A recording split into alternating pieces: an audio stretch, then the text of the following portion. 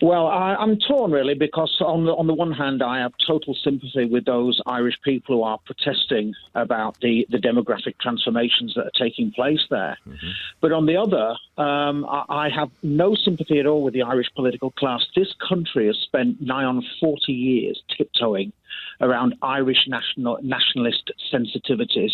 We couldn't even have a proper Brexit because they insisted on an open border. Yes. Well, they wanted an open border.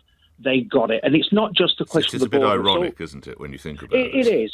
And it's not just a question of the border, because the answer of any Irish Republican to any dilemma would always be the constitutional destruction of Northern Ireland. But it's also because they have a common travel area with the United Kingdom. So even if the border didn't exist and Northern Ireland didn't exist, they would still have this problem. I mean, they talked about, the European Union talked about cherry picking. The Irish nationalist ideology is the most cherry-picking ideology that exists anywhere in these islands. You know, on the one hand, Britain is perfidious Albion, it's the old enemy. And on the other hand, they want to have access to British culture, British TV, British sport, and British residency any time should they choose it. Suck it up. What should the Westminster government reaction be, lastly? Well, Rishi Sunak is already facing, a pretty catastrophic defeat. If the Tories don't want to lose every single seat at the next election, they need to stand firm and stick to this principle that unless the EU take back those that they have exported here, we have no intention whatsoever of taking anybody back from the Republic of Ireland. Andrew, rightly underscoring the irony or hypocrisy. Thank you for getting us started. Have a good week. Rudy in Bristol, your take on this, Rudy. What does the government do now? Morning. Well, I think it's to their advantage, and the EU have scored an end goal, because Ireland cannot say to us that we must take these people back without France having to take back all the refugees that have come from France. Well, it's not going to happen, though, is it? There's no willingness from France to do that, I don't think. Do you? But, well, the fact that there isn't, but the thing is this, the EU and Ireland cannot insist that we do something, as since they're a European country, if we cannot do the same. It has to be reciprocal. Have a view on what Andrew just said, and I do agree. The Irish have said that they're determined to keep this open border, and now, of course, they seem to be crying foul at the very idea of the border. Well, the thing is this, right? Like you said, they've agreed to it. We've been hindered by the EU and been punished by the EU since we left, and saying that it's because we've left the European Union. We've got all these problems, but now it's been returned back on them. All of a sudden, the attitude has changed, and it's they want their cake and eat it too. Can we just talk about these people as human beings rather than a hot potato that people want to pass around? Sure. I mean, a lot of this was so obvious it was going to happen, right, with Brexit. People smugglers thought, fantastic. They send them to the UK. We won't be able to send them back because we left the Dublin II arrangements. And all you do is we'll pass our refugees on to Ireland. They want to pass them back.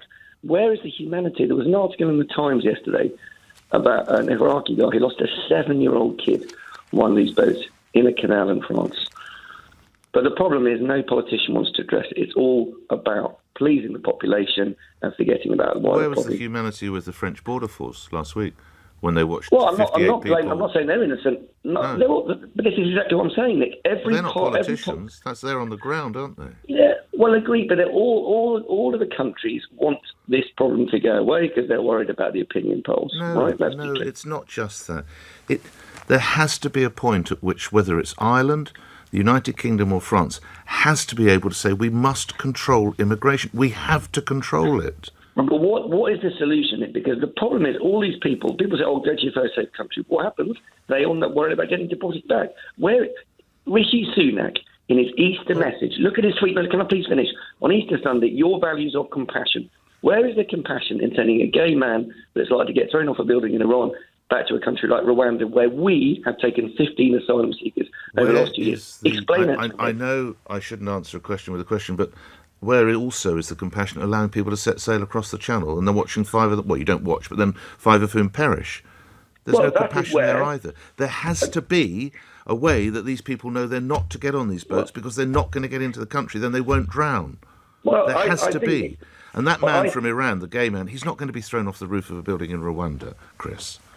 Well, he's not, Chris. He's not. Well, the point here, Nick, is that British government wants this problem to go away because they've got an election as coming does the up. Irish government, as does it would appear the largest party in the European Parliament, the EPP, the European People's Party, who are also talking about safe third countries, which I have to say is quite a landmark for people such as yourself who think the policy is reprehensible. Why would European People's Party do it?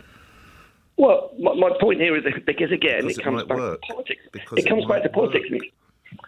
But if there was an easy solution, this has been going on I've never since said 2015. Easy. No, it's not easy. It's desperately difficult. I agree. Really difficult. But the Rwanda thing, 1% of refugees, 1% is going to go back. Well, why are these people flocking to Dublin then if it's not working? Excuse me. Well, I think it is working, but I agree. Unfortunately, it's a desperately difficult situation in which it's difficult to find any compassion.